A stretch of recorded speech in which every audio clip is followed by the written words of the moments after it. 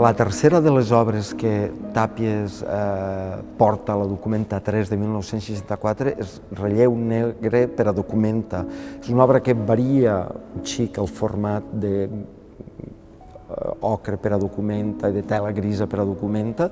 però és una obra que manté una superfície matèrica en la qual sembla que s'hi ha dibuixat una plica. Aquesta obra és important en la sèrie d'aquestes tres presentades a Kassel l'any 1964 per veure que en conjunt aquestes obres presentaven unes superfícies sense gaire contingut literari o gaire contingut específic. Cal pensar que l'any 64 és un any en el que a Espanya el franquisme ha començat la campanya dels 25 anys de pau, campanya infame que pretén presentar a Espanya com un país pacificat quan la realitat és que militants comunistes com Julián Grimau acaben de ser executats. Per tant, cal veure